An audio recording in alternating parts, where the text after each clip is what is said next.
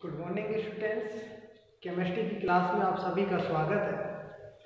हम पढ़ रहे हैं बीएससी फाइनल ईयर की इनऑर्गेनिक केमिस्ट्री और इसके अंदर हमारी सेकेंड यूनिट चल रही है metal ligand bonding in transition metal complex.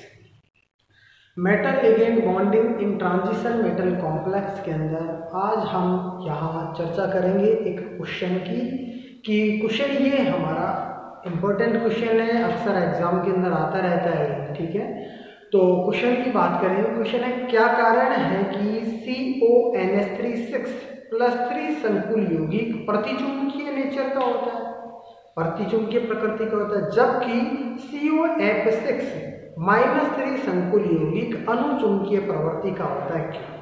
तो इस क्वेश्चन को हम सॉल्व करेंगे। हम देखेंगे कि क्यों CONH3 का होल 6+3 संकुल यौगिक प्रतिचुंबकीय और क्यों COF6-3 संकुल यौगिक अनुचुंबकीय प्रवृत्ति का है। तो इसके बारे में हम देखेंगे। देखो क्वेश्चन की हम बात करते हैं।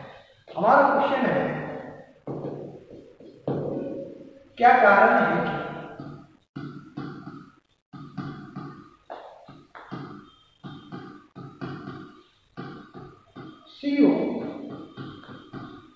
CONH3 का होल 6+3 संकुल यौगिक प्रतिचुंबकीय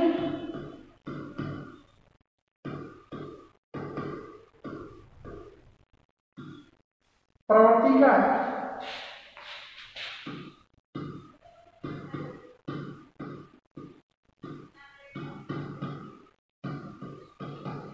जबकि COF6-3 संकुल यौगिक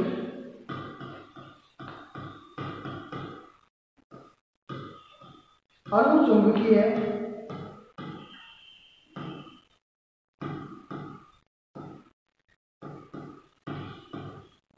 प्रवृत्ति का होता है।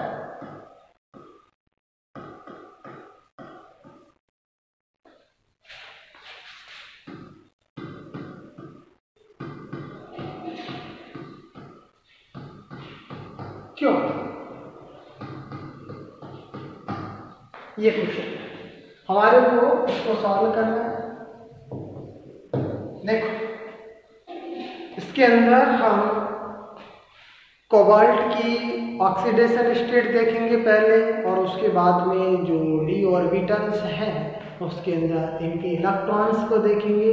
उसके बाद में स्प्लिटिंग देखेंगे कि किस प्रकार से COF6 के अंदर स्प्लिटिंग पाई जाती है और CONH3 का होल 6+3 के अंदर स्प्लिटिंग पाई जा रही है। ठीक है, तो देखो हम पहले बात करते हैं यहाँ CONH3 होल 6 ये +3, ठीक है, और दूसरा है COF6-3।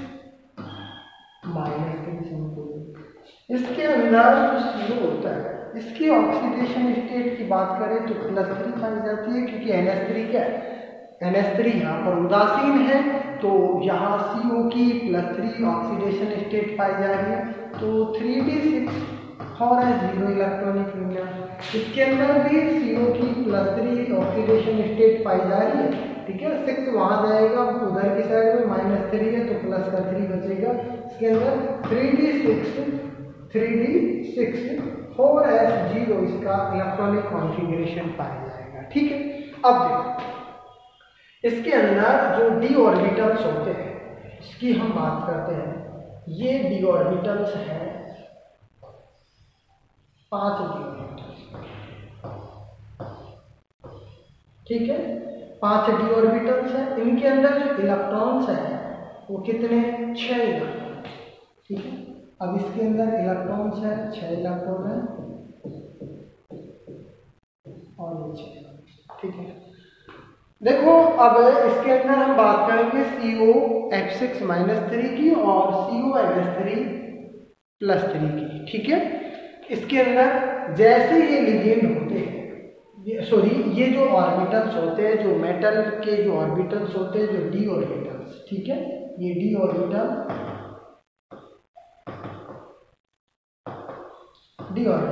जैसे ही लिगेंड के संपर्क में आते हैं, NH3 लिगेंड के संपर्क में आते हैं, तो NH3 लिगेंड होता है और प्रबल लिगेंड होता है, ठीक है।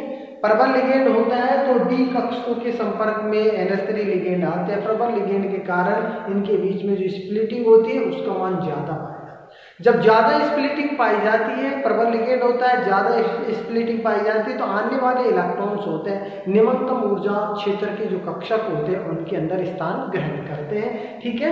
जब तक स्थान ग्रहण करते रहते हैं तब तक कि जो ऑर्बिटल्स होते हैं इलेक्ट्रॉन्स द्वारा भर नहीं जाते, ठीक है। अर्थात परिपूर्ण रूप से जब ऑर्बिटल्स भर जाते हैं तो ही इलेक्ट्रॉन्स निम्नतम ऊर्जा क्षेत्र से कहाँ पर जाते हैं, उच्चतम ऊर्जा क्षेत्र के अंदर स्थानांतरित होते हैं। अर्थात जैसे ही NH3 लिगेंड के संपर्क में डी ऑर्बिटल्स आते हैं, ये 2 पार्ट्स के अंदर स्प्लिट हो जाते हैं, 2 भागों के अंदर क्या हो जाता है, स्प्लिटिंग हो जाती है इनकी। एक तो होता है T2G और दूसरा होता है EG, ठीक है। एक होता है ये T2G और दूसरा होता है EG, ठीक है। आने वाला इलेक्ट्रॉन्स पहले निम्नतम ऊर्जा क्षेत्र के अंदर आएगा, ये क्या होता है, डेल्टा O होता है ये, ठीक है, ये डेल्टा O है, डेल्टा O, ठीक है। आने वाले इलेक्ट्रॉन्स पहले निम्नतम ऊर्जा क्षेत्र के अंदर आएगा, ठीक है, एक एक इलेक्ट्रॉन। अब क्या है कि स्ट्रॉन्ग लिगेंड होने के कारण, कैसा लिगेंड होता है ये, स्ट्रॉन्ग लिगेंड होता है। स्ट्रॉन्ग लिगेंड होने के कारण जो इसके अंदर जो आने वाला जो इसके अंदर जो लिगेंड होता है, NH3 लिगेंड होता है, स्ट्रॉन्ग लिगेंड होता है, तो इसके कारण स्प्लिटिंग ज्यादा पाई जाती है। इलेक्ट्रॉन्स पहले निम्नतम ऊर्जा क्षेत्र के अंदर ही आते हैं, किसके अंदर आते हैं, निम्नतम ऊर्जा क्षेत्र के अंदर, ठीक है। अगर अब और इलेक्ट्रॉन होते तो हम कहाँ पर जाते, T2G से EG के अंदर स्थानांतरित, अर्थात EG के अंदर जाते, क्योंकि T2G यहाँ पर क्या हो चुका है, फुलफिल्ड हो चुका है, ठीक है। क्योंकि यहाँ पर देखो जो NH3 होता है, ये NH3 होता है, वो स्ट्रॉन्ग लिगेंड होता है,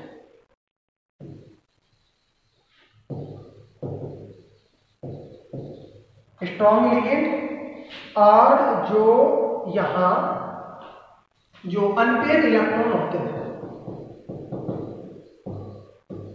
अनपेयर इलेक्ट्रॉन होते हैं वो 0 होते हैं, क्योंकि एक भी अनपेयर इलेक्ट्रॉन नहीं होता है। और जो म्यू का मान होता है, जब अनपेयर इलेक्ट्रॉन 0 होगा तो म्यू का मान कितना होता है, 0 होता है। और यहाँ जो इसका जो स्पिन होती है, निम्न चक्रण संकुल इसके अंदर निम्न चक्रण क्षेत्र पाया जाता है, ठीक है। अर्थात ये कह सकते हैं हम इसके अंदर लो स्पिन कॉम्प्लेक्स पाया जाता है, ठीक है।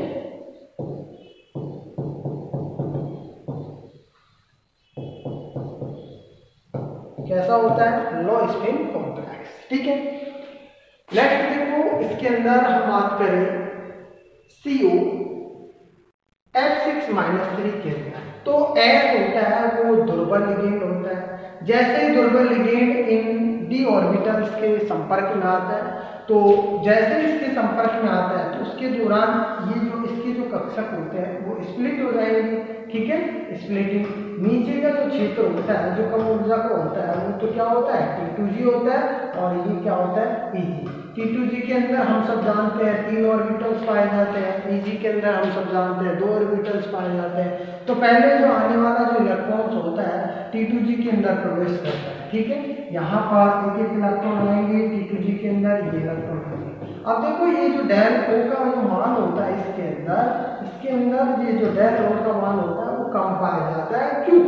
क्यों पाया जाता है, क्योंकि F होता है वो दुर्बल लिगेंड होता है। जब वीक लिगेंड होता है तो स्प्लिटिंग कम पाई जाती है, तो स्प्लिटिंग कम पाई जाती है तो आने वाला इलेक्ट्रॉन पहले निम्नतम ऊर्जा क्षेत्र के अंदर, उसके बाद में एक एक इलेक्ट्रॉन कहाँ पर बढ़ जाते हैं, उच्चतम ऊर्जा क्षेत्र के अंदर आते हैं। सॉरी, यहाँ पर जो कक्षक होते हैं वो 2 ही कक्षक होते हैं इसके अंदर, ठीक है। T2G के अंदर कितने होते हैं, EG के अंदर 2 कक्षक होते हैं, ठीक है। तो देखो आने वाला इलेक्ट्रॉन यहाँ पर प्रवेश करेगा और उसके बाद आने वाला इलेक्ट्रॉन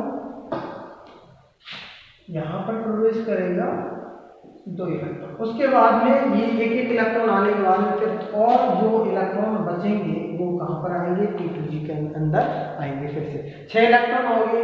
अब देखो इसके अंदर पहले इलेक्ट्रॉन निम्नतम ऊर्जा क्षेत्र के अंदर जा रहा है, उसके बाद में इलेक्ट्रॉन उच्चतम ऊर्जा क्षेत्र के अंदर जा रहा है, क्योंकि F यहाँ पर क्या है, दुर्बल लिगेंड होता है। ठीक है, अर्थात यहाँ हम ये कह सकते हैं जो फ्लोरीन है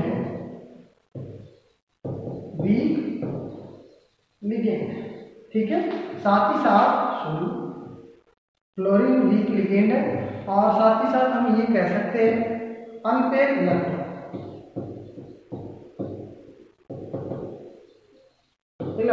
कितने हैं यहाँ पर, अनपेयर इलेक्ट्रॉन 4। देखो 2 तो यहाँ पर है और 2 यहाँ पर, 4 इलेक्ट्रॉन है।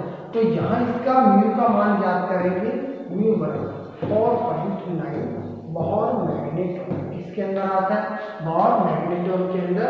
और इसके अंदर हाई स्पिन कॉम्प्लेक्स पाया जाता है। क्या पाया जाता है, हाई स्पिन कॉम्प्लेक्स पाया जाता है।